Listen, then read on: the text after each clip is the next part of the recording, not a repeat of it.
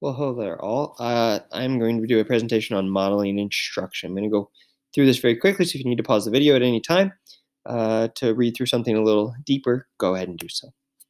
So let me get real quickly into what modeling instruction is. This is a textbook definition, it's actually from an article, but I think it does a good job of explaining.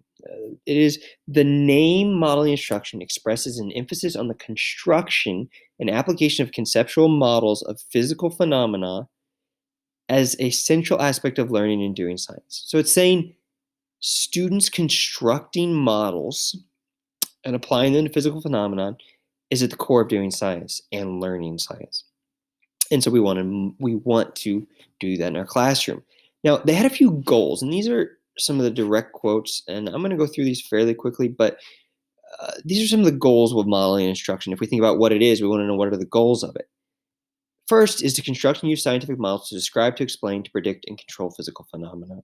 We want our students to build models that describe phenomenon, scientific phenomenons in our world and in our laboratory, okay, or in our classroom. That's important. Now, second, model physical objects and processes using diagrammatic, graphical, and algebraic representations. I'll give you an example of that here in a minute, so I'm not going to expound upon that here. Now, a couple more. We want to recognize a small set of particle models as the content core of chemistry. We always start with a model as we introduce information or content to students. We want to build the model, to start with the model, and from that, we help them construct the knowledge that we want them to get. Now, another goal is to evaluate scientific models through the comparison of empirical data. Students should be using their model in conjunction with the data that they collect. And they should be able to explain the data from their model. Next, view modeling as a procedural core of scientific knowledge. Students should see that modeling is at the heart of science.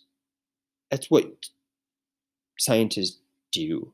They build models, they come to conclusions based on models, they help help us see what's actually going on at a microscopic level. So those are our goals.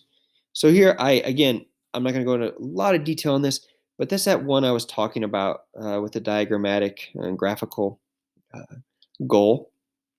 Instead of kids just seeing that pressure and volume are inversely proportional to one another, we want to help them model it, right? We want to help them develop this, or we want them to get to a place where they can develop this model to show a deeper understanding of this idea that pressure and volume are inversely proportional to one another. So they show it graphically, they show it algebraically, and they also show it, okay, through our diagram here. And those three parts are important. So we want to get our students to a place where they can do that. Now, how does it work? Okay, a couple main ideas of how this works now that we know what it is and what the goals are. Modeling instruction really focuses on a series of models instead of just a collection of topics like in a traditional textbook. Okay, the models are the key, and we build the knowledge from the models. Now, students begin with a phenomenon that they can observe, and from that observation, students are able to develop a simple model of matter to make sense of their observation. I've talked about that already, but they need to build a model that matches the phenomenon. Okay, it can be a very simple model, but it should match the phenomenon. Third, once students have developed their model, they can continually modify or replace their model with newer, more advanced models they are exposed to new phenomenon. After they've built their simple model, it should get better and better as they're exposed to more and more phenomena that match their model. Right? That's how it works. That's how it works. That's how this modeling instruction works. Now, how does it help student learning though? I'll give you some research first. Data on 20,000 students showed that those who have been through the modeling program typically achieve twice the gains on standard test of conceptual understanding as students who were taught conventionally. So what does the research show us? Students who go through a modeling program show higher gains than those in a traditional classroom. Now, that's mostly physics research on the physics classroom because there's not a lot in the chemistry classroom, but we'll talk about that a little later. Now, here are some benefits to modeling instruction. There's tons of them. I'm just going to give you a couple. Modeling instruction is a constructivist approach, right? We know there's strong research behind the constructivist approach. We talked about that earlier in this semester. And so if we know that it's going to show student gains, probably is helping student learning. Also, modeling instruction uses experiments that help students revise their thinking, develop more complex models. Students are becoming active learners when they're using modeling instruction. We want our students to be active learners. They learn better when they do. Another one, again, there's tons of them, but I'm just giving you a few. When students learn to correctly identify a physical system, they represent it diagrammatically and then apply the model to the situation they're studying. Their misconceptions tend to fall away. Students get rid of a lot of misconceptions by using modeling instruction. Thus, it helps our students. So here's a graph that shows that research I talked about earlier. If you have any questions about that, go ahead and answer on the forum, and I can try to answer that question. So how can you and others use this in your class? The first thing is a lot of the articles talked about the importance of professional development. It's hard to get this started without some sort of professional development on it.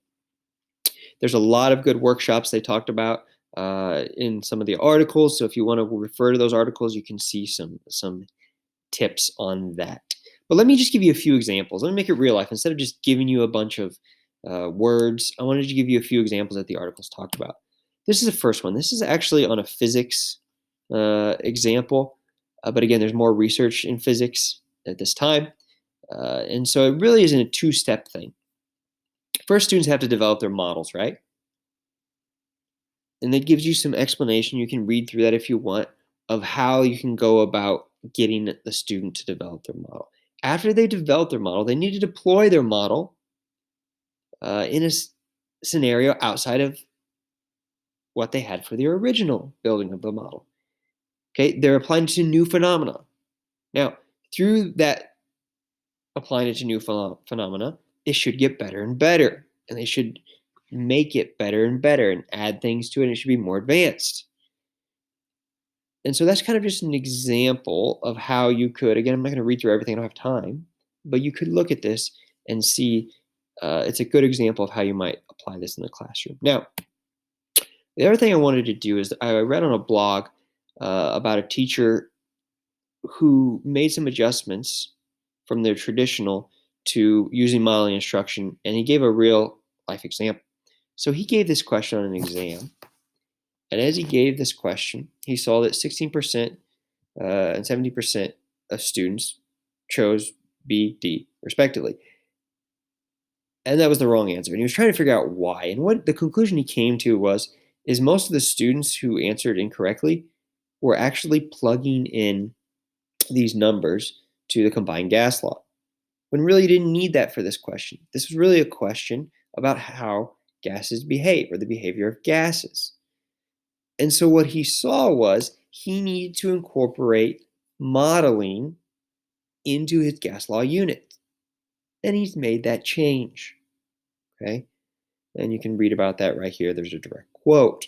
I think this is a great example of how teachers can use current assessment data in their classroom to make decisions about where modeling instruction may be beneficial to students.